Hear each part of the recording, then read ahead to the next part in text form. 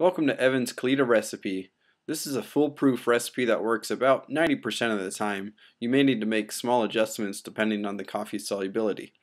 We're going to use 27 grams of coffee, 350 grams of water, at about a 1 to 13 ratio. It'll taste more like a 1 to 15 ratio because we're grinding really coarse. This will leave a lot of the fines out of the mix and guarantee a really clean extraction. We'll be grinding really coarse on the EK43, about 1/6 from the coarsest notch on the grinder. This is 17 on this grinder, but it'll depend on the EK43 that you use and how close the burrs are aligned. Alright, let's start this brew off with 75 gram bloom. We're going to wait about 45 seconds to let all this coffee degas. We're also going to stir it very carefully just to make sure all the grounds are wet.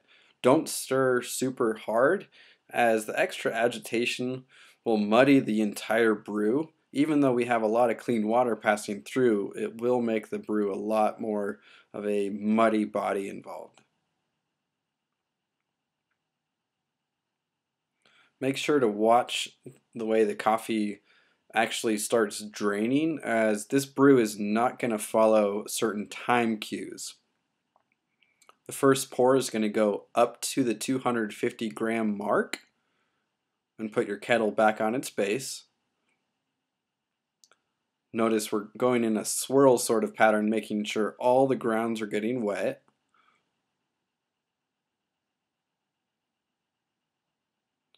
And the closer we can get to the brew bed with the neck of the kettle means less physical agitation into the mix. As the coffee starts to drain, before we see it kind of relapse, we're going to go another 50 grams up to 300 grams total.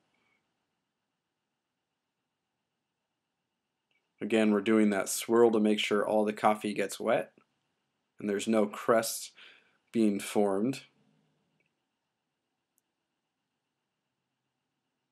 And as we see the coffee start to drain some more, we're going to do another 50 grams all the way up to 350, completing our brew.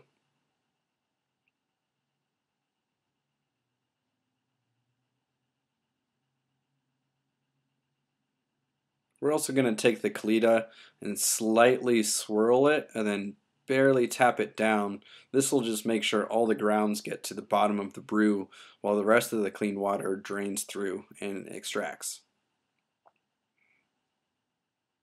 Like I said earlier, this is not a Kalita recipe that follows timed cues, so there is not a ideal brew time. I've found it's between 3 and 4 minutes, but it totally depends on the solubility of the coffee.